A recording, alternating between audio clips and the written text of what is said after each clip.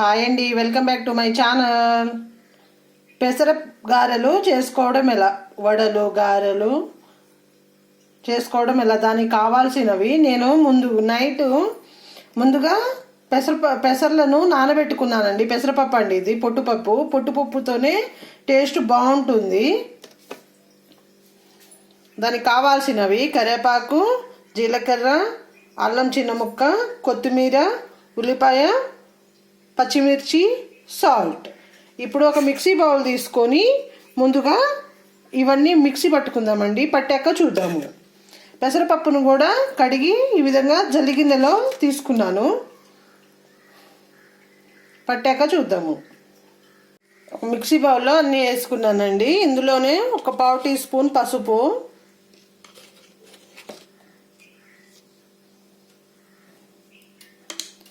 Colour కోసం ఒక 1/2 spoon కారం, సరిపడా సాల్ట్, 1 టీ స్పూన్ అండి వేసుకొని మిక్సీ పట్టుకోవాలి. ముందుగా ఇది పట్టుకున్న తర్వాత మనం పప్పు వేసుకొని పట్టుకుందాము. పట్టాక చూద్దాం.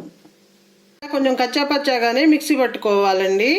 ఇప్పుడు ఇందులోనే మనం ముందుగా నానబెట్టి కడిగి పెట్టుకున్న పెసరపప్పుని వేసుకుందాము. పెసరపప్పు వేసుకొని మిక్సీ పట్టాక చూద్దాము. ఈ విధంగా మిక్సీ పట్టుకోవాలండి. మరీ మెత్తగా పట్టుకోవద్దు, అలానే మరీ లూజ్గా కలుపుకోవద్దు, కొంచెం గట్టిగానే ఉండాలి. ఈ విధంగా కలుపుకోవాలి, మిక్సీ పట్టుకోవాలి. ఇప్పుడు వడలాగా చేసుకుందాము.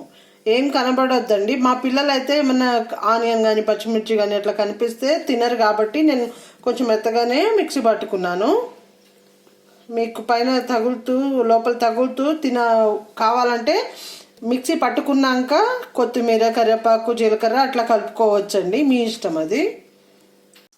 ఒక బాండి పెట్టుకొని ఆయిల్ వేడి చేసుకుందామండి. ఆయిల్ వేడయ్యాక మనము గారెలు వేసుకుందాము. ఆయిల్ వేడి కానిద్దాము, అయ్యాక చూద్దాం. ఆయిల్ వేడైపోయిందండి. ఇప్పుడు డైరెక్ట్గా కూడా వేసుకోవచ్చు, లేదంటే ఇలాంటిది జల్లెడ తీసుకొని కొంచెం తడుపుకొని ఈ విధంగా పెట్టుకొని హోల్ చేసుకోవాలండి. ఈ విధంగా వేసుకోవాలి. సింపుల్ అండి. ఈ విధంగా చేసుకున్నాము.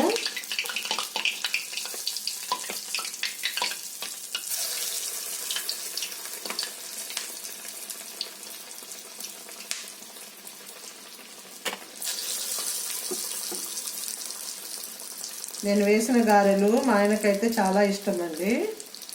ఇది ఎల్లిపాయ కారంతో తినొచ్చు, చికెన్ రసంతో తినొచ్చు, ఎలా అయినా తినొచ్చు అండి. ఉట్టిగా తిన్నా బాగుంటాయి, అంత టేస్టీగా కూడా ఉంటాయి. తప్పకుండా ట్రై చేయండి.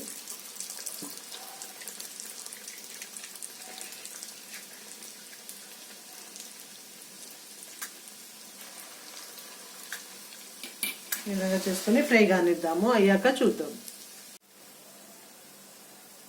ఈ విధంగా ఫ్రై చేసుకోవాలండి.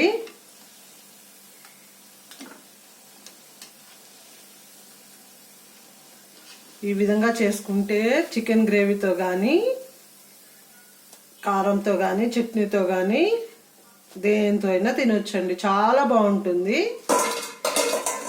ఇంకోసారి వేసుకుందాము.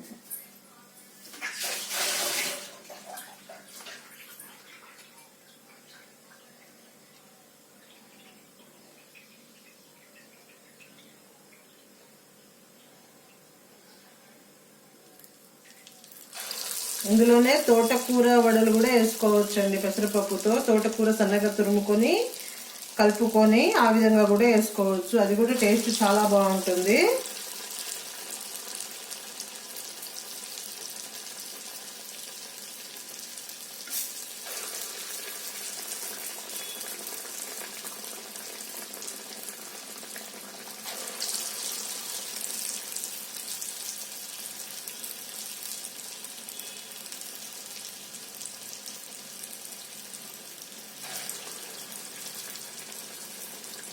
ఈ విధంగా అంతా అయ్యాక చూద్దాము.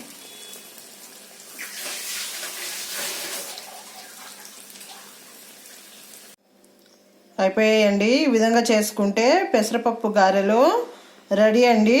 టేస్ట్ చాలా బాగుంటుంది. కొంతమంది గారెలు, కొంతమంది వడలు కూడా అంటారు. తప్పకుండా ట్రై చేయండి. ఎలా వచ్చిందో కామెంట్ సెక్షన్లో కామెంట్ చేయండి. అంతేనండి. మా వీడియో కనుక మీకు నచ్చినట్లయితే లైక్ చేయండి, షేర్ చేయండి, సబ్స్క్రైబ్ చేసుకోండి. కిందున్న బెల్ ఐకాన్ ప్రెస్ చేస్తే మా నోటిఫికేషన్లు మీకు వస్తాయి. Thank you very much.